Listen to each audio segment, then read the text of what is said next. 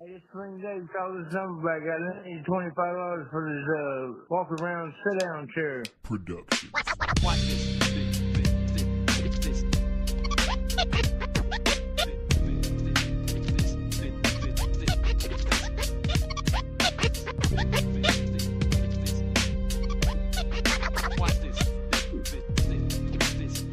Maybe a hair long still. I don't know. It's still hair long, definitely. Hair long. I'll go back and fix that this week. We're so grateful for those of you joining us live on Facebook and YouTube. Very special welcome to those who are joining us for the first time. It's episode 44 of Been Around the Block. Our podcast is something has grown to something that we feel like is making an impact. And just in the last 90 days, when we've been able to reach 2.2 million people. Please don't forget to like, share, and subscribe to our page. And please don't forget to share with anyone that might be affected by alcoholism or drug addiction. Our goal at Been Around the Block is to continue on our mission to help destigmatize addiction and to prove that not only your life won't be boring, but the best years are yet to come. We also need to note that Been Around the Block is no way associated with affiliated, nor do we endorse any specific program or recovery. Our view is that your story is your story, and there are many ways that people are able to be in recovery. Without any further ado, my name is Brooks Southard. You can find me on Instagram at Quirky Cliche Name, also on Facebook. We have Christopher T. Ross on Facebook and Instagram at Chris DeBurr. And of course, Bradley Nemo Sparks. You know where to find him. He can also be found at Linktree at Nemo Sparks and coming soon, nemosparks.com. And of course, our guest for episode 44, one of our good friends and longtime supporter, Been Around the Block, Chelsea Williams. How's everybody doing tonight? Fabulous. Fabulous. All right. So excellent. I think you're about as tired as I am, Chris. I know I'm exhausted. I don't ricochet like I used to. So I don't get up at 4 o'clock in the morning like Nemo, but yeah. So I don't know where I get the energy, man. I think because I wasted so much of my life on drugs that I'm like trying to make up for it now. So I cram as much as I can into one day. What could be possibly that you also do the pre-workout on an empty stomach. I watched your video. I do the pre-workout on an empty stomach, but I eat after the workout, so balances out. Yeah. So what about you, Chris? How you doing today, man? Man, I am doing okay. I'm just tired. Yeah. I get that, man. I said I'm still catching up. I didn't get to sleep till 3 o'clock yesterday morning because the show Friday night. I don't bounce back as well as I used to. So, how's your week been, Miss Chelsea? It has been up and down, left and right, but I am sober, and so it's been phenomenal. Of course. Yeah. Sorry. Chelsea, how many sober houses do you have now? I just have one right now. We've only been open a year. Right. So the goal is to get a second one open here within the next few months. How many beds do you have? So it holds 10. Okay. So I'm hoping to get another 10. Nice. And I don't know, I might be crazy, but let's bring on 10 more ladies. So I've worked for Blake Beckner for the past 5 years, ever since he opened BTR, and I've seen it. It's a heartbreaking job. Mm-hmm. I don't know what you've gone through in the past year, but I could only imagine you've probably seen a lot more people fail than succeed, right? Yeah, I have, two of the women that have come and gone have passed away.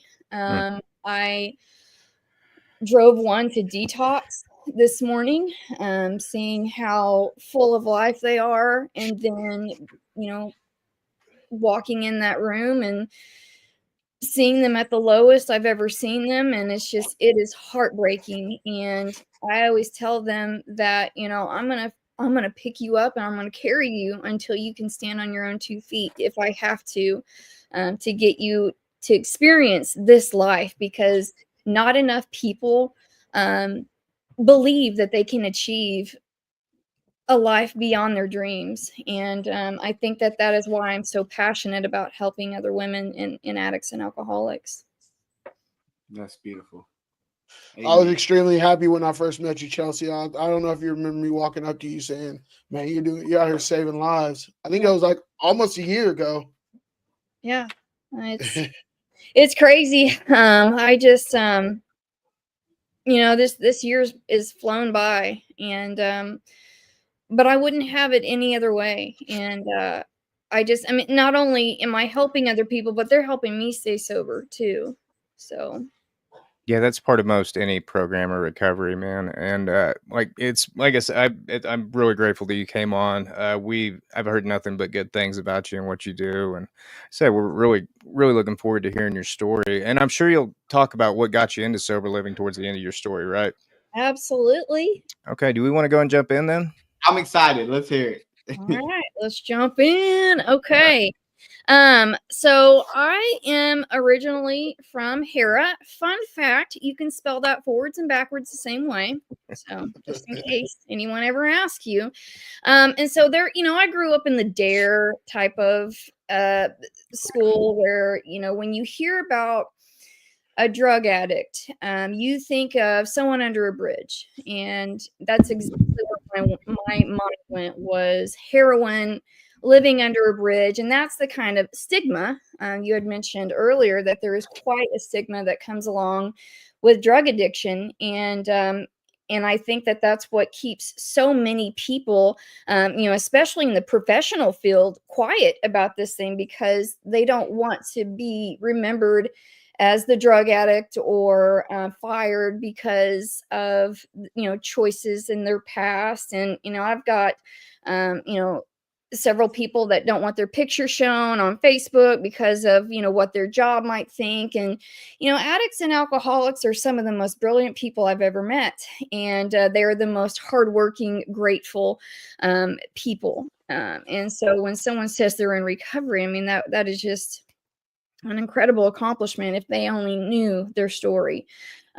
So growing up, I really didn't dabble into anything until I was in high school. And, I was that one that was getting blackout drunk in the back room while everyone else was just taking their time, sipping on, Jack Daniel's wine coolers. That was my thing.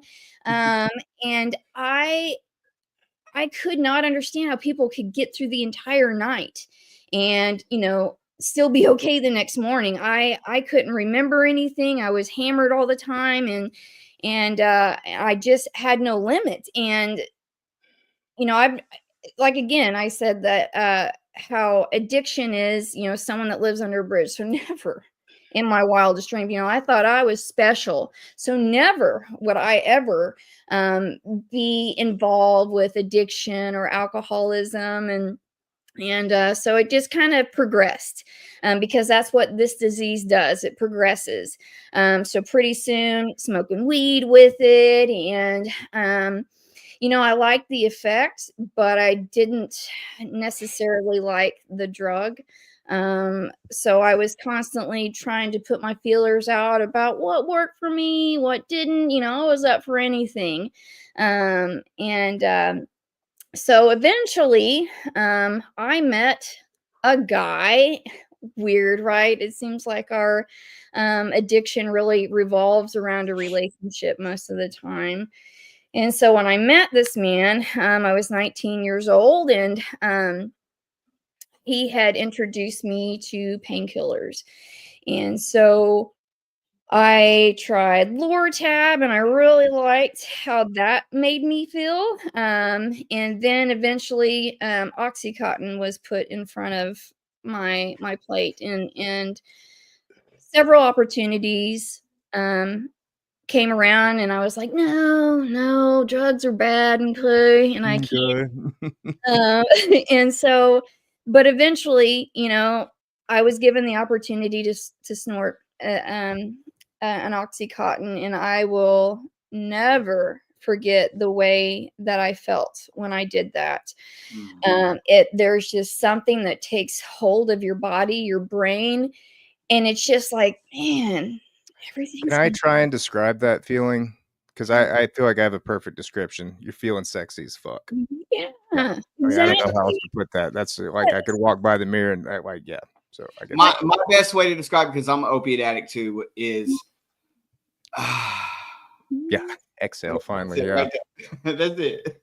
you can breathe and Yeah. you're okay with, whatever comes at you. And so I think that this was just a ticking time bomb. So I was molested at a young age. And I think all of those years I just kind of stuffed and didn't work. I didn't tell a soul until probably 20 years later. And so I think just, the perfect storm of different things going on, no self-esteem, and just trying to adapt to whatever relationship would show me attention. And so I wanted to be perfect for whoever I dated, whoever thought I was attractive. Okay, what do you want me to be? And so trying that drug for the first time, man, it just, and it got to where I wanted to do it more. And so every once a week turned into every weekend and turned into every day. And pretty soon I became dependent on it. And I had no idea what withdrawals were. And so I remember calling my boyfriend. He was at work and I called him. I said, God, I think I have the flu. And I'm like, I got these chills and I'm got these cold sweats. And he's like, no, you're withdrawing. And so he had stashed or stocked up on some methadone tablets at the time. He's like, oh, go get some on top of the fridge. And lo and behold, I was cured. I wasn't sweating anymore. Felt great. I wanted to tackle the world. And there wasn't a day that went that I did not have some sort of substance in my body from that day forward. And I was probably 2021 when it really started taking hold. And so we continued to use more and more. And, I remember one day we got our supply and my boyfriend was walking through the living room and all of a sudden he just goes down.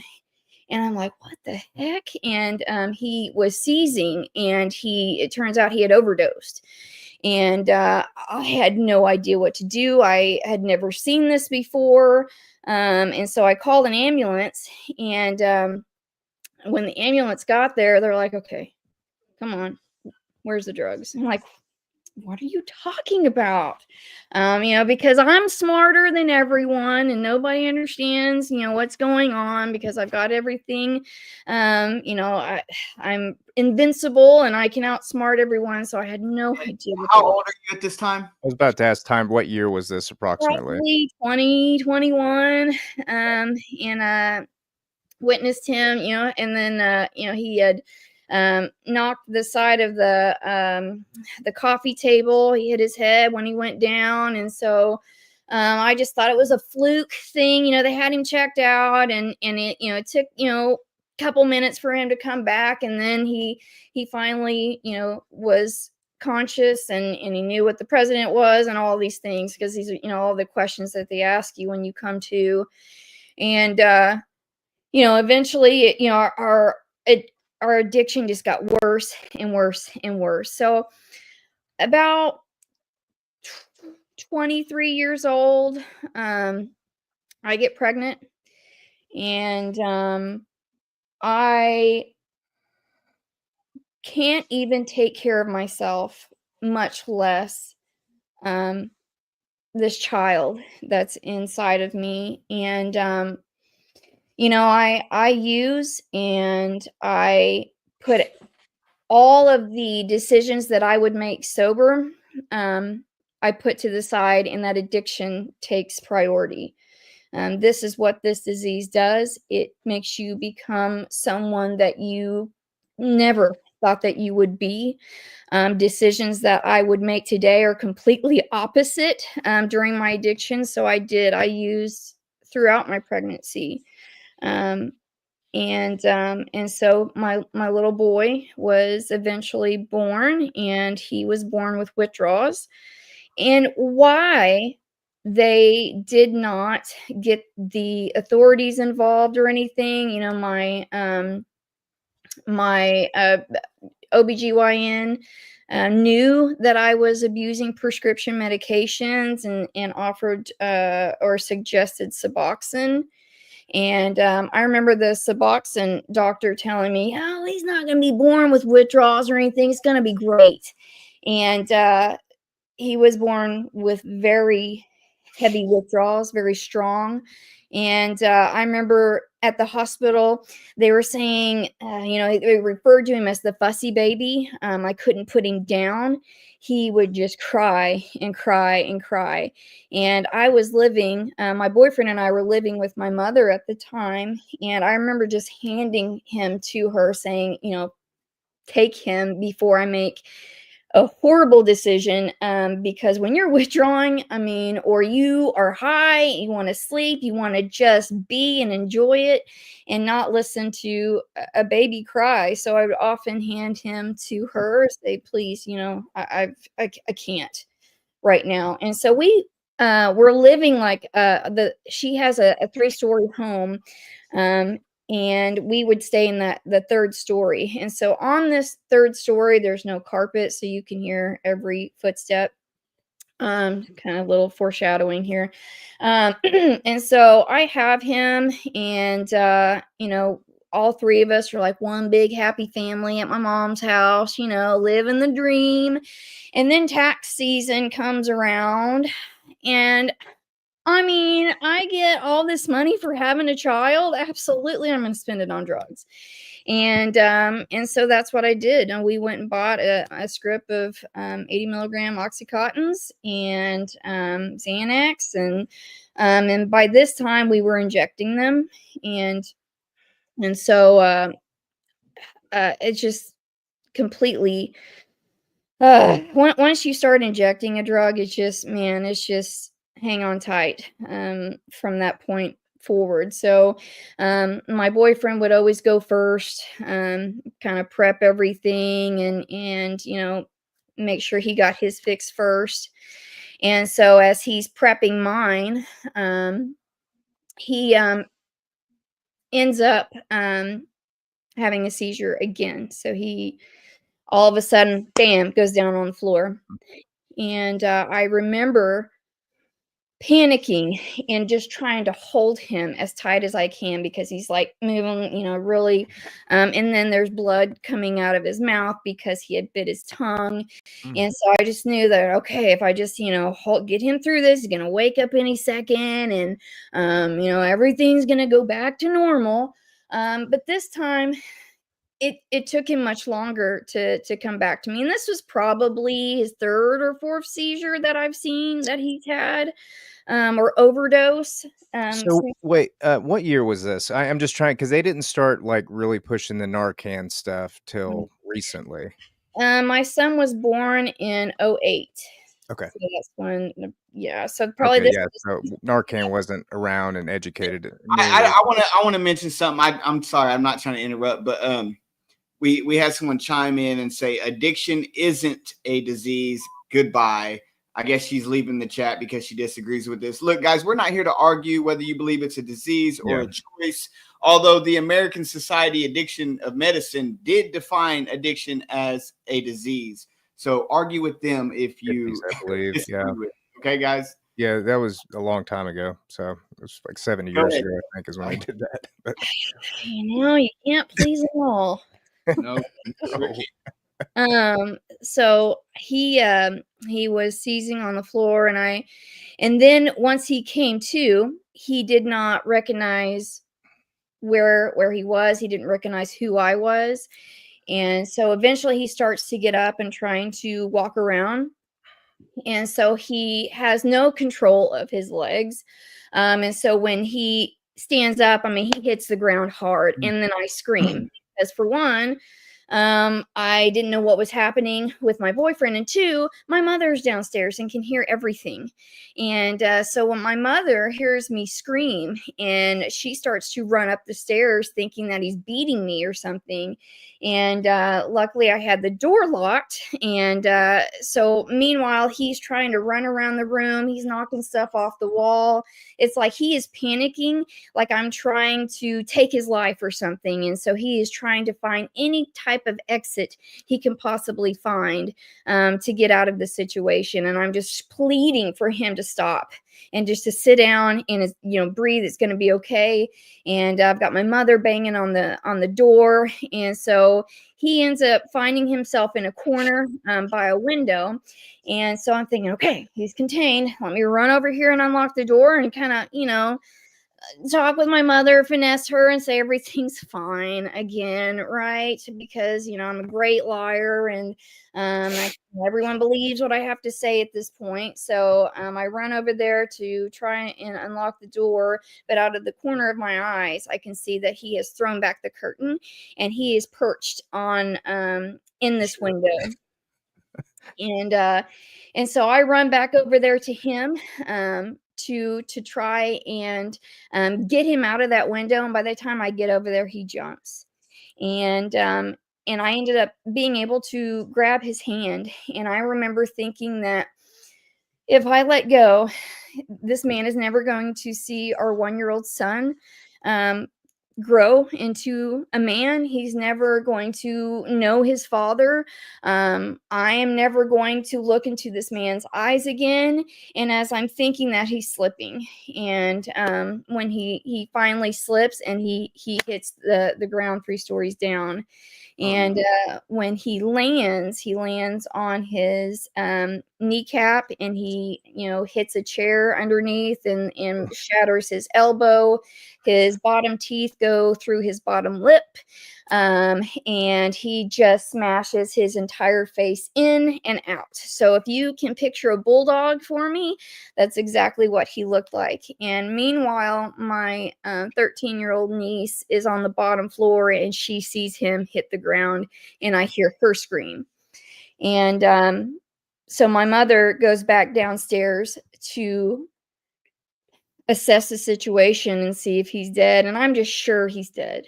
And I'm thinking, my brain, again, doesn't think I need to go check on him. My brain is like, okay, I need to hide all these things that I bought so I can cope with this later. I cannot have the emergency crew show up and take everything that I have, bought and will need later to face the day and to face, when all of this cools down.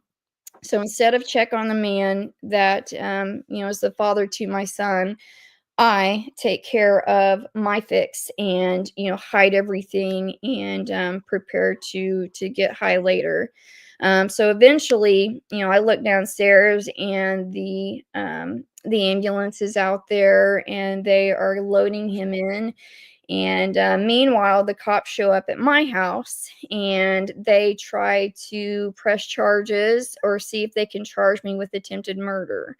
And I, again, could not believe how dare they, suspect this or accuse me of this. I've never done anything. As the only contact I've had with the law at this point is a speeding ticket. And so again, I think that I'm special and the rules don't apply to me. And so how dare they? And they eventually determined that I could not physically pick this man up, put him in the window, and push him. So if you could pull up picture number 5 for me. Number 5 right there. And so I don't think people really what he looked like. This was after he got to the hospital. There were leaves all in the hospital bed and everything from picking him up and transporting him. He had a tracheotomy. So they had wired his jaw shut. They had that tube go through his throat to make sure he did not choke. So eventually I make it up to the hospital, and he's on a morphine drip at this point. And the crazy part is that was not enough to keep him from withdrawing. So I would go up there, and he was missing a tooth in his, the bottom part. So I would get some Ensure or Boost and, crush up some pills and put them in there, mix it up, and kind of do like a little turkey baster thing through his missing tooth in the bottom there, just so he wouldn't be withdrawing. It's just crazy to me. And so I think that, to this day, I hate hospitals. just because of all the trauma that went around being there.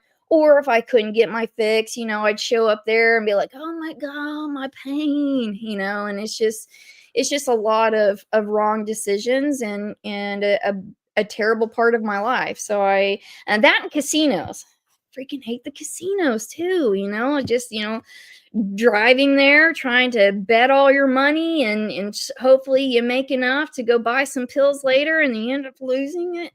So, but I digress. Anyway, so he eventually goes to treatment in Cushing, and I, on the other hand, I go to treatment in Grapevine, Texas, and while I'm in treatment, I get Child Protective Services called on me, and that I'm just not a fit mother, and by that time I had already signed over guardianship to my mother, and because I mean who am I to raise my son when I couldn't even take care of myself?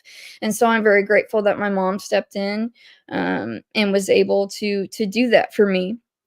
And so when I get to treatment, I realize that I really like the attention of the opposite sex when I'm there. And so, it's just like another high. And I didn't really understand I didn't understand why that they would always tell me to not fraternize. I hated that word by the time I left there. Because I wasn't expecting, I wasn't looking and going to a relationship there, but somebody made me laugh. And so eventually, I think I'm going to marry this man. He makes me laugh. And so, I'm just a statistic of that rehab romance. And because someone 30 days and you're going to marry him. And so while my mother's in Oklahoma taking care of my 1.5 to 2-year-old, I meet a man and I eventually get pregnant. So in the meantime, I am juggling my father's or my son's father. And then I'm in this new relationship. And so I just can't decide, where my life wants to go. And I really want both of the worlds here. And so eventually, man, I get pregnant again. But at that time when I had graduated treatment, I thought I was only an addict and that I could hold my liquor.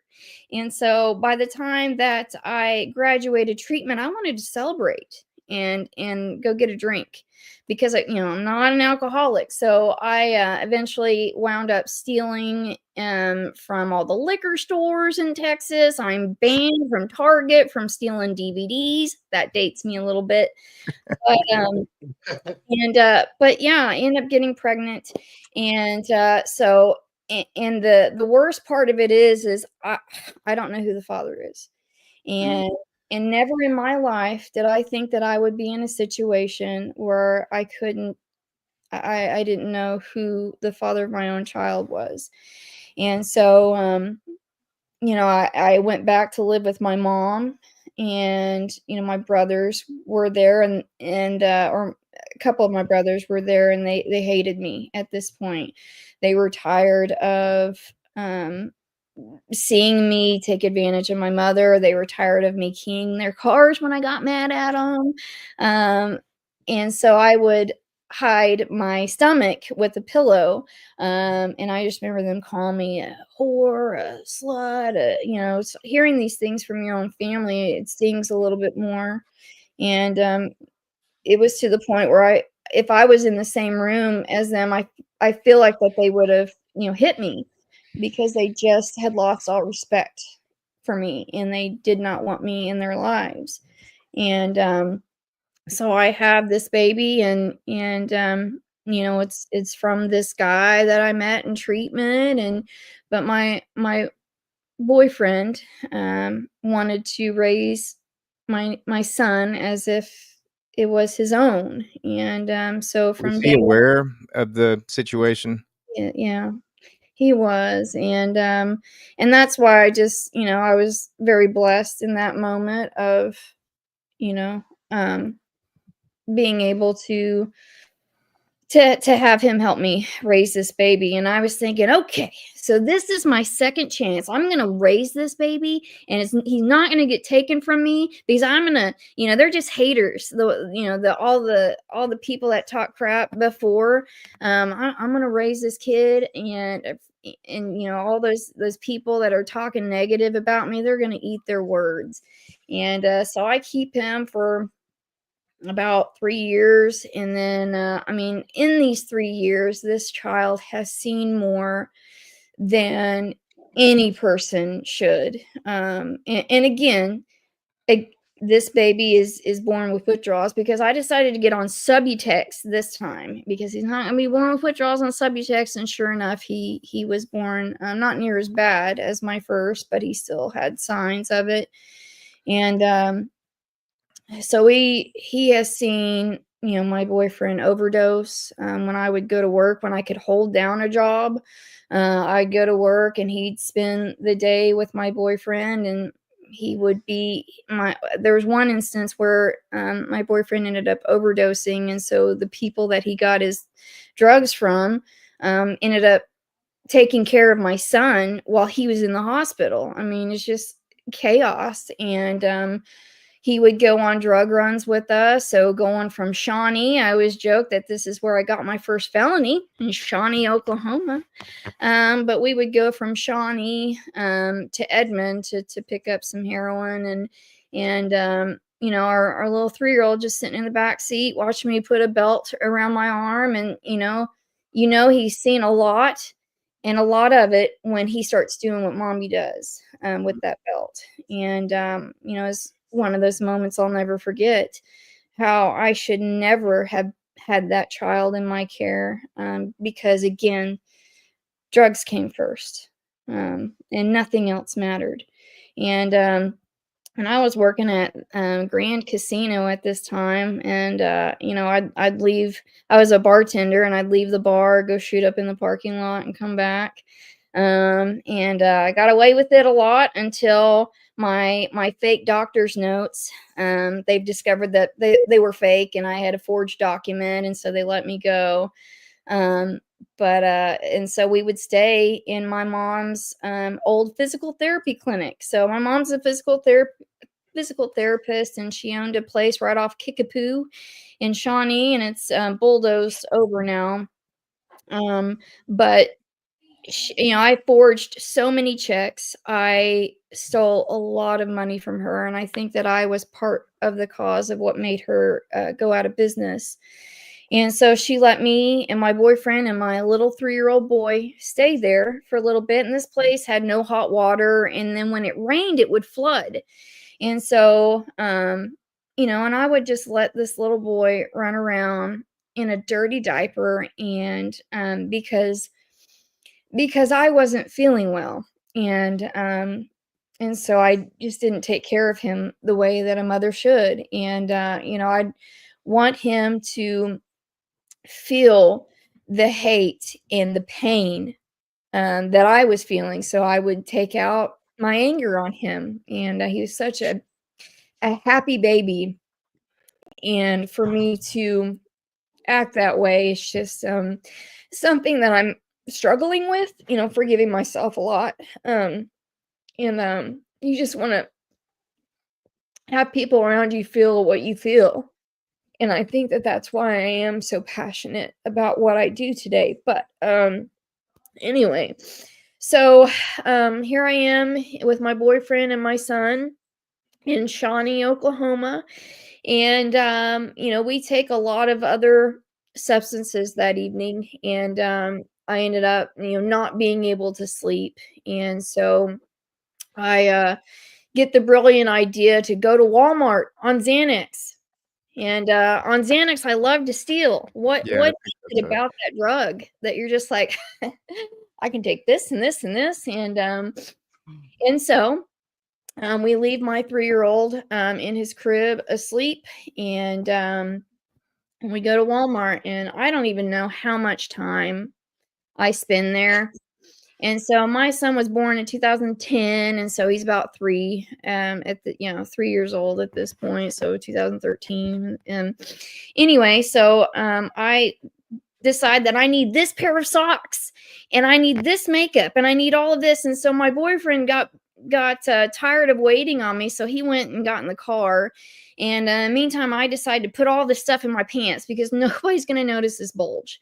And so I walk out, and I'm about to get to my car, and man, 2 cop cars pull up because they got a call on suspicious activity. And when you see those 2 cop cars pull up, it's not, I mean, you're okay if it's 1, but if there's 2, you're freaking going to jail. That's just a given. And so when they pull up, they ask to search me, and then all this crap falls out of my pants. And so they tell me to turn around, put my hands behind my back, and so they put me in the back of a cop car, both of us. And I'm thinking, oh my gosh, how am I going to get out of this? And so I remember pleading with this cop, saying, you cannot take me to jail. And I'm trying to, think of all these things of what I can say where they'll believe me and let me go. And I said, we have a babysitter, and they're going to leave in any minute if I'm not there. And so you have to let me go home. You have to. And just trying to come up with all these things. I probably looked just crazy with all these sores on my face, and and I just remember that cop saying sorry and then slamming the door, and I just wanted to freaking die. Not being able to fix the problem, being arrested, sitting on that plastic seat in the back, and there was nothing I could do to get out of it. And the crappy part about all this is I wasn't thinking how scared my son must be in this place alone. And instead I was thinking, how can I get out of this so I can go do a pill, and then I will think about how to handle all of this situation. So if you will pull up number 1 there, that's me. And getting my mug shot on. The worst part is I was brunette in that picture, but in that picture, I was terrified. I had no idea how long I'd be in there. And then when it comes with opiate withdrawals, your stomach just starts acting up. And so sitting in that holding cell for 48 hours, man, it was rough, and it was freezing, and I was in shorts and a t-shirt. I'll never forget how cold that place is. And I remember being booked and not knowing what my charges were yet. So at that point, they released me a little bit after 48-hour hold there, and they booked me, or they charged me with public intoxication at that point because they were still building a case. And so did I learn anything from that? Absolutely not. Off the races I went again, my boyfriend and I, and but in the meantime, my mom took on a second child, my second son, and someone who had already raised their 4 kids went ahead and took on my 2 boys, and I signed over guardianship, and because in order to keep custody of my son, I had to prove from DHS that I could keep the electric on for 6 months straight. And I remember thinking, that's impossible. How could someone possibly do that? So I went ahead and signed over guardianship of him as well. And then, one day we were driving through Edmond, Oklahoma, about to go pick up a pill, and driving by, and this cop sees that we're not wearing our seatbelt because we don't do that in addiction. And so seeing him flip a U-turn in the middle of the intersection, awful. So this was probably, a few months down the road. And I remember them coming to the window and running my name, and I knew they were taking my boyfriend. He always drove, and I knew he didn't have a license because he always got tickets and he didn't pay it, so therefore they revoked his license, because that's another thing that we do in addiction. We don't have the money to pay for our bills. It all goes to something else. So So I knew they were taking him, and I'm like, we're a block away. I'm gonna go get my fix, as soon as they take him away and I can go do what I need to do. And then they come to my door and tell me to get out of the car and put my hands behind my back and that I'm being charged with a felony of child neglect. I'm like, no, I pay my child support, which had nothing to do with anything. And so they put me on child neglect felony. And so they took me to Edmond jail, and then they transferred me down to Oklahoma County. And man, I wouldn't wish that on anyone. So sharing a jail cell with three other ladies that one's facing murder, she's on trial for murder, and the other one it just sucks because there are some great people in there that just make really bad choices, such as myself. And I didn't have a mat to sleep on, so my cellies let me sleep on their magazines. And just the worst detox ever, because every time I went to jail I was freaking withdrawing so bad. And I remember, like, I just wanted to stay curled up in my blanket, and you just, like, you produce this odor when you're withdrawing, and it's like one of the worst smells ever. And I just kept trying to keep my blanket around me because I didn't want to shower, because, like, the water felt like daggers. It's like having a sunburn, and like hot water hitting that, it's just it feels like knives in your back. And so that's the last thing that I wanted to do was take a shower. And so I'm sure they were pretty thrilled when I got transferred. But they held me in Oklahoma County for about 3 days, and I finally got a mat. And then they took me to another county. And so when they took me, it's pretty bad when the officers there are telling me how bad I smell, and I just didn't care. I didn't feel good. I didn't want to live at that point. And so when they transferred me, I had my wrists shackled to my waist, and I had shackles around my ankles. And then they would bring me in to another county because they had to pick up other people.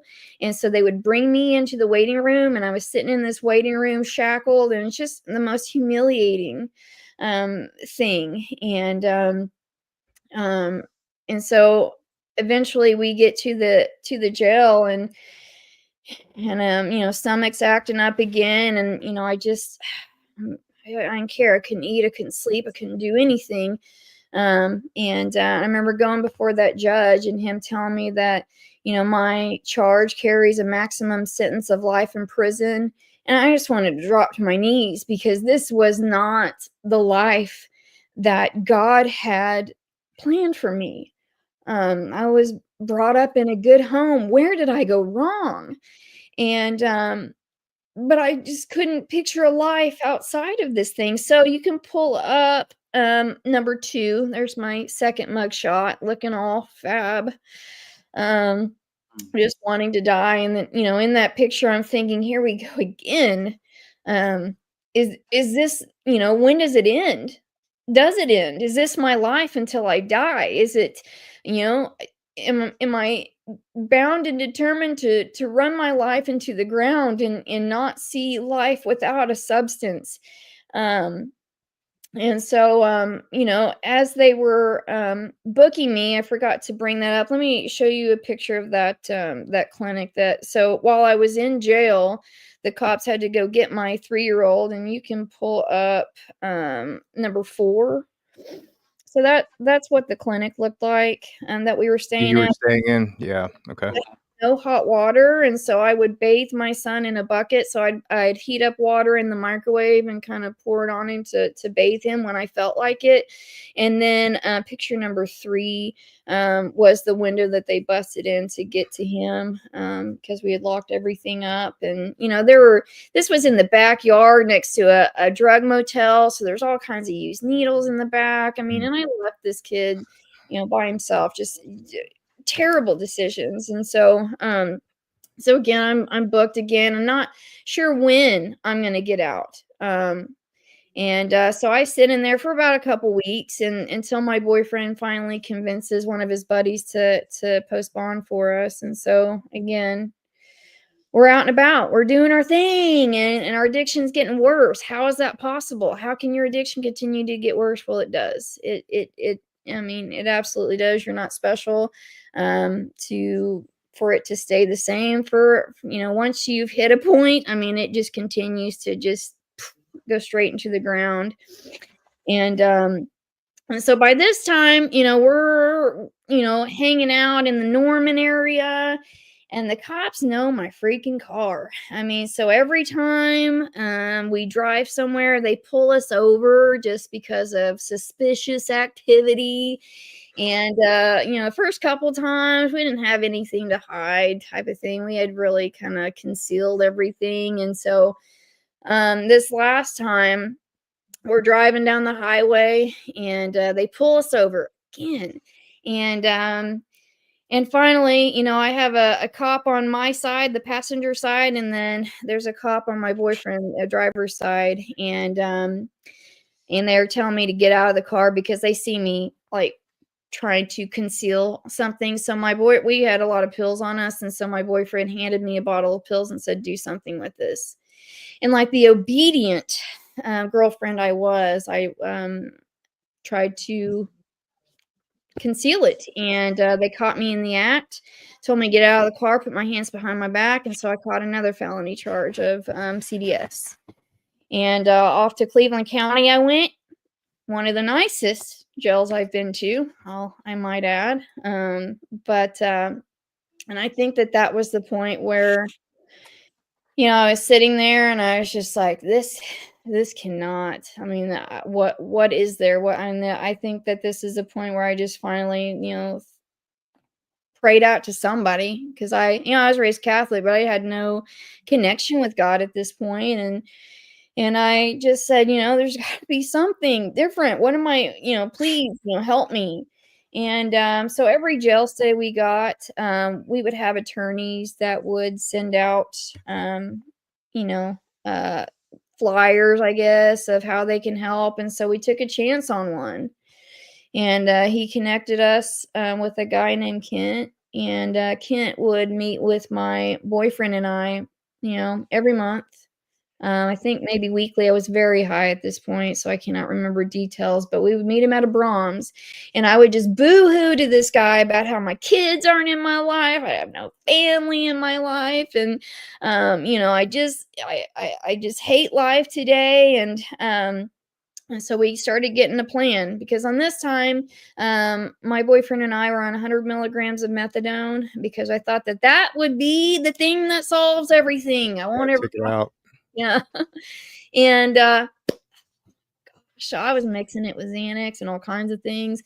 But in order to go to treatment, we had to come down to 20 milligrams and of methadone. And so my boyfriend went into treatment first. So he went to TRC, and I remember thinking, so he got kicked out a couple times because he would hallucinate so bad. And so one time he pulled the fire alarm, and they're like, you got to go. And then the next time he went downstairs or something like that. And he was hallucinating so bad, thinking that somebody was after him trying to shoot him.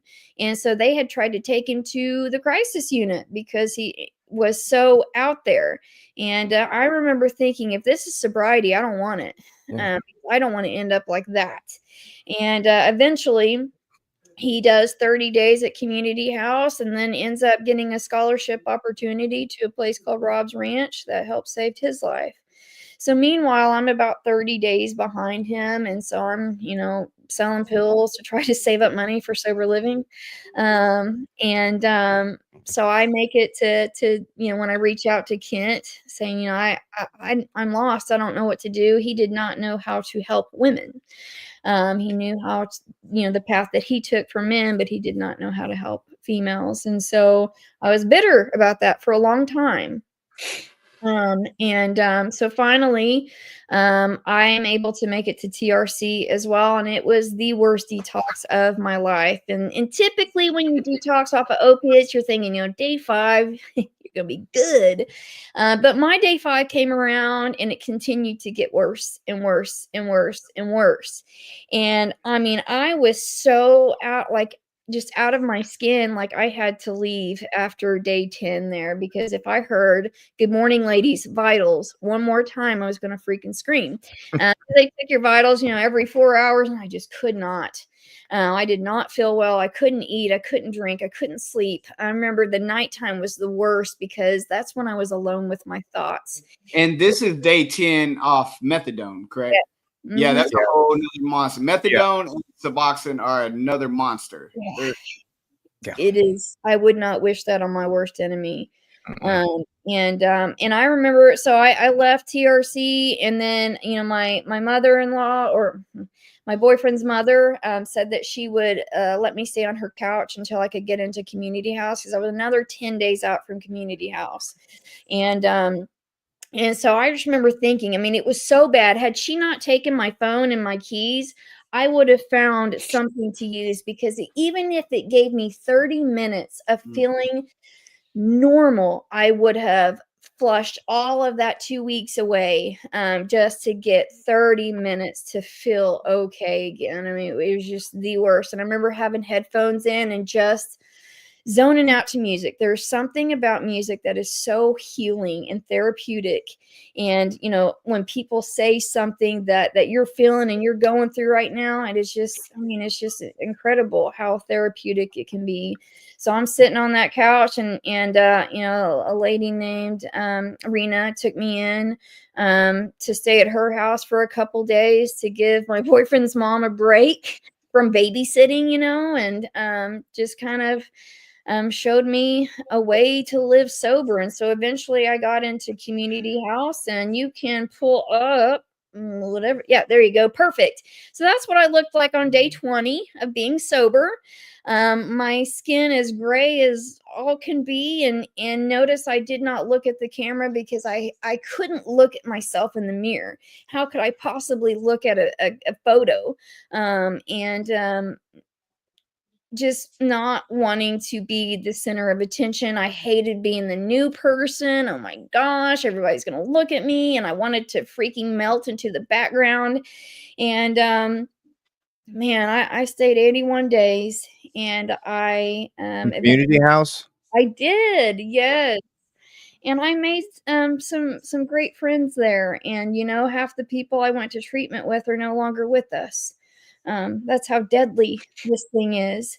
And so I eventually, I stayed 2 years in sober living, because I never wanted to see my son, have my son see me put a needle in my arm ever again. I wanted to do everything that I possibly could to protect them, to keep my commitments. And so graduated that program and got married to this man that I have been using drugs with for 15 years. Wow. Doesn't happen. And it's because he worked a program. He worked a program by himself, and I worked my own. So that way I knew that if something were to happen to this relationship, I'd be okay.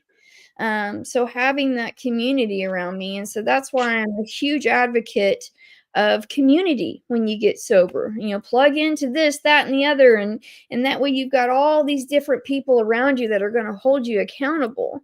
And so, getting sober, I began to see God work in my life, and he began to open door after door after door, because I was that kind of person that's like, I gotta see to believe any of this going on here, and because I'm special, and it may happen for you, but it's not going to happen for me. And sure enough, gosh, I got a picture with all three of my brothers on 4th of July, and I cherished that picture. These same men that I swear would just, want to take a swing at me if they could, now want to take a picture with me. They don't, cuss and all the things when I show up at my mom's. I'm allowed to be in my mom's house, like, and her not be there. I have a key. What? It's just insane the way my life has kind of come together. So when I graduated sober living, or moved out of that program, my boyfriend and I got married, and and then he got a job selling cars. So he goes from selling pills to selling cars, you know. Turns out it's great. They go hand in hand, you know, the technique maybe, I don't know. But and then, you know, one of the people that he helped sell a car to heard our story, and he said, his name's Reggie, and he said, "I'm going to help you get your kids back." And so he paid the attorney fees for us to regain custody of our kids.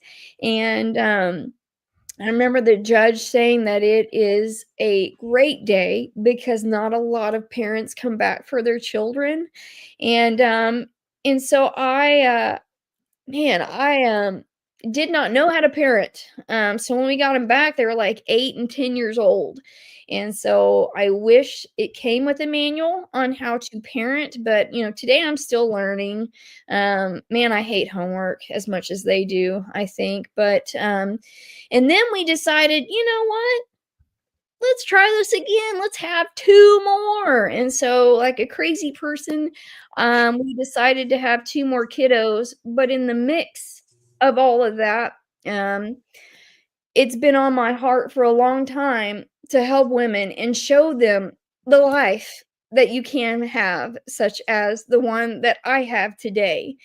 And so it's always been a dream to open a sober living and help other women because there's not a lot of opportunity for women here. And I just kept putting it off, like, yeah, we'll get started on this and that. And then finally, my husband was like, all right, well, let's put a date on the calendar and have a fundraiser. And then that's when stuff started falling into place. And so May 1st of last year, we opened Sober Vibes, and you can show that picture. A neon sign and all, but that's my husband there with me. Completely different man today, and I'm a completely different person today. And so we regained custody of our kids. We own a home instead of bouncing from couch to hotel room to clinic. And man, you know, I get to speak life into other women's lives today. And so you can show that picture of our family as well. This is my family, the 2 that I decided to have again, that I'm getting gray hair. I don't know if it's the combination of the women in the sober house or, you know, 2 little toddlers. I don't know. Or even the knucklehead teenagers. I don't know. But life is pretty darn good today. And who would have thought, for a drug addict like me, who couldn't fathom getting 4 hours of sobriety, much less 9 years today, and with the man that I used drugs with for, I mean, our first date, he you know, he was nodding out in the movie theater, and I just thought I was boring, you know. He's over here freaking nodding out in the chair next to me, and he's getting all these phone calls, and I just think he has a lot of friends. But you know, that's how naive I was. But life is amazing today, and we're trying to get a second house open. So you know, every house that I open, I'm going to name after someone that we've lost. The first house is the Adria home, and she lost her battle to this thing, and at such a young age. She was 20, and you know, had all her life to live. And this next home I'm going to name after my niece Lauren. She was the most beautiful person who'd lost her life to fentanyl. And her memory will live on. And that's just, what better way to honor someone, so they can see their face every day and know that this is life or death. But this is why I am on this earth, is to help not only women, but addicts and alcoholics fight for their life. It is, you know, there's too many people losing this battle. And if I can influence one person to change their life, it's good. And all they have to do is follow suggestions, which was the hardest thing for me to do, is take suggestions because I was used to doing it on my own. How could I lean on someone else? You know, that is, I don't know why that is so hard for us addicts and alcoholics to do, is to take suggestions or lean on other people or ask for help. But it's a really cool thing when you have you know, the sober vibes home that I have now, it's a sisterhood. And they lift each other up because we are all fighting for our lives under one roof. And it is the most welcoming home. The most amazing women you'll ever meet are in that home, and I am very blessed to be part of their journey. So I should have brought my tissues. Sorry, but yeah, that is that's life today. It's pretty darn amazing. So thank you for having me. Okay. I'm not blown away. crying. Y'all are crying. Yeah, for real. I gotta ask. So you started your addiction in your, I want to say teens, correct? If I'm following that. And how old were you when you finally decided to get sober, or when you got it? 30 years old is when my husband was 38, or I think he was 38 when he got sober. So I don't know. I mean, I've got some young ones in my house right now. You know, they're 20, 23, and I'm like, God, I wish I got it at that age. But and that's what I was going to say, was like, because I used from 17 to 32. 32 is when I finally got it, and I thought I was so old at that time. I thought my life was over, that I had literally dug myself so deep in a hole that there was no coming out. And I bet you felt the same way. What I wanted to say was, if there's anyone out there watching right now that might be in that place, you know, in their 30s, 40s, and they have that mindset that they can't ever come out, what would you like to say to those people? As long as there's breath in your lungs, it is never too late to start an amazing life. There are people rooting for you and just waiting to put their arms around you and walk you through this thing. So my advice is to never give up. You're never too old to find a better life, because it's waiting for you. You just have to follow direction. So you were 30, Nemo was 32. How old were you, Chris, when you got sober? I was 33. So, and I was 36, man. So it's definitely not too late by any means. I mean, and you know, I don't know. I've heard this and I feel it sometimes, but you stop aging mentally at the age you started using drugs, you know. So by my calculations, I'm maybe 19 now, which is cool. It's a start, but you know, but man, you can revive your life, man. Man, your story. Yeah, it's like what Nemo said. I'm not crying, you're crying. And some of the thing, like I always tell people, one of the things I always tell people, there's a room full of people that love you that you haven't even met yet. 100%. One of the biggest things I tell people. I love Chelsea, thank you so much. Like I know of you in the recovery community, but I never heard the story. So this is my first time hearing it too. And I just had chills the whole time, and it was so powerful. And I really do hope it reaches more than one person, and that more than one person's life has changed from this. Let's go to the question. I mean, yes, forgot about that. Sorry. Question for our guest: what is the most transformative self-care practice in your recovery journey, and how has it impacted your growth? So for me, it is staying involved in the sober community. Gosh, the biggest thing is really, you know, how is my spiritual life? And so, and I always ask that with the girls in at Sober Vibes, is when they're irritable and discontent, you know, how's your spiritual connection?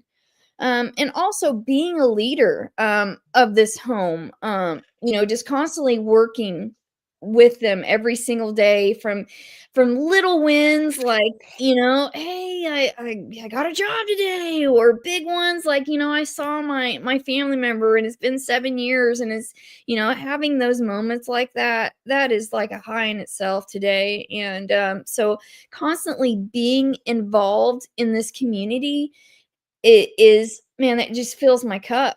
And you know, that is why I'm on this earth. And I love seeing that light bulb come on, them being able to look at themselves in the mirror and love what they see and connect with other women that are just going to walk them through this thing. And so with them coming in so broken and witnessing this growth of transformation, where they have that connection with family again, God, it's just like really a really cool feeling. So being involved in this community is the biggest thing for me.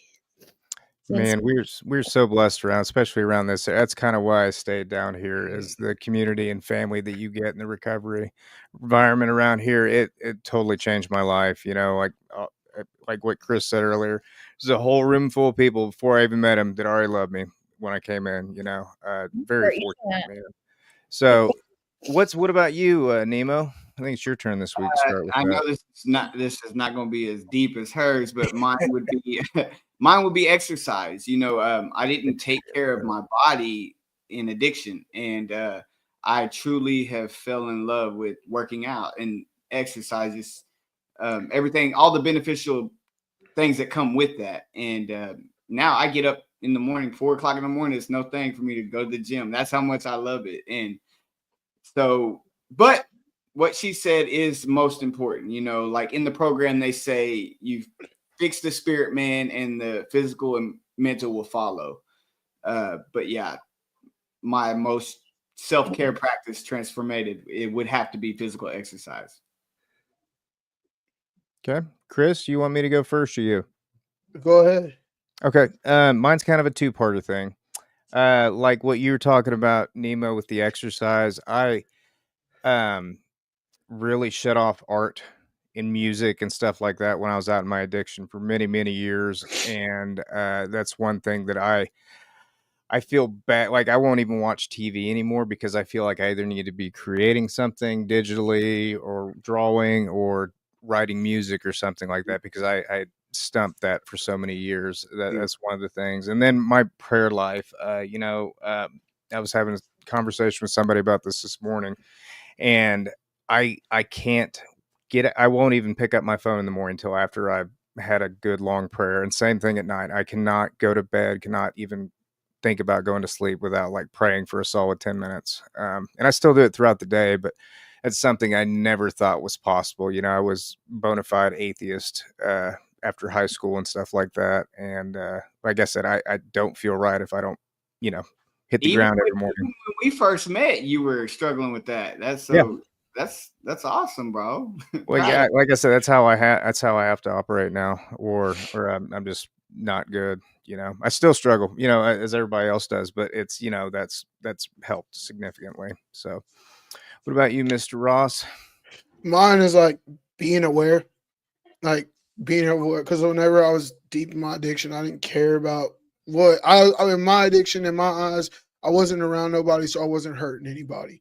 So now with me being more aware and about the people around me and things that I say and the things that I do, I know that you can, just as much as you think you're not hurting nobody, you can also help people by things that you do, or you can hurt them. So I finally realized that, and it took me a long time to realize that. I was never aware of everyone else around me. I was more worried about, I was deep in my addiction to where I'm hiding in hotels, dancing in the room by myself.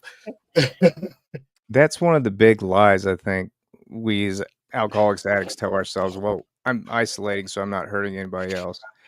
And yeah, like that's one of the biggest lies in my opinion. So, and I've got your question. Let me just make sure I'm reciting this correctly. Now that addiction and recovery are part of your story, what experiences are you grateful for that show there's a better life beyond addiction?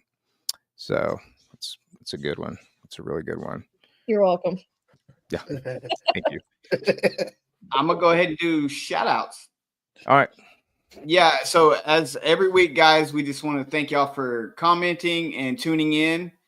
So let's shout them out. Valerie Oberly, Billy Wayne O'Brien. He says he's got 9 years off opiates. Congratulations, brother. Johnny or Janny, she said addiction isn't a disease. And like, guys, we're not going to argue about that. One thing we do know is whenever we bring someone on to tell their testimony, it is helping somebody. So that's all we care about. We're not trying to argue with people. Shout out Kenny Calhoun, Stuzy Fetterman. She tunes in every week. Cameron Sexton, John Timmons. He said he's going to listen in the morning. And if you're just tuning in now, guys, go back and listen. This has been a powerful, powerful story. Tara Lee Gray, Tori Moore. He always tunes in. Shout out Tori Moore. I'd actually like to get him on here.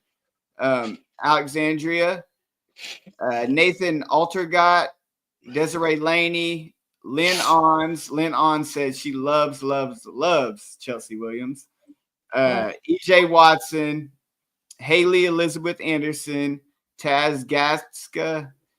I'm sorry if I'm not pronouncing y'all's last names right. Isaac Duran, Thomas. I'm not even going to attempt that one, but Thomas. Smoganovich. Smoganovich. Okay. Yeah. Our good friend Gary Gary Allen. Let's see. J.R. Miller. Brian Hall. He said, boom, boom, boom, bop, bam. Melanie Hill Mack, she said, thank you for sharing your story. That was powerful. Shout out Melanie. Love her. Delisa Jones. She says she loves you too. You got a lot of people that love you on here, Chelsea. Stephanie and Gary Allen. Shout out, guys. Thank you so much for tuning in, man. This was very powerful. And yeah, thank you. So this is definitely one of my favorite episodes we've done. Thank you so much for sharing your testimony. And I think just like with the few comments we've had, as far as like from a woman's perspective, just sharing the rawness of your story is powerful and it's amazing. Thank you so much for coming on. We're really grateful to have you. And we've been talking about doing this. We'd like to have a follow-up episode with you, see where you're at on another Sober House coming up. Sure. We still haven't even cycled through our first round of guests. We need to start doing that soon. But we just had good response as far as getting new people on. So we'll definitely be wanting to do a follow-up. But thank you so much for sharing, Chelsea. It was really powerful. So we had a fabulous time. I was so nervous too. Thank goodness it's over. It was good. All right. Any other closing thoughts, Nemo, Chris? Chelsea, I really appreciate it. I'm really extremely happy that you told me yes, you wanted to come on. I was wondering. It's been since I met you. It's been like one of those things that I was just waiting to ask you to come on. And now I see you doing all these amazing things with all these people I know, and it really makes me happy. Thank you. Thanks for having me. All right. Well, thank you guys. That's been episode 44. I've been around the block, man. Let's keep this thing going. Like, share, subscribe, all the things. See you guys next week. I just Spring Dave called this number back. I need $25 for this walk around sit down chair. Production. Watch this.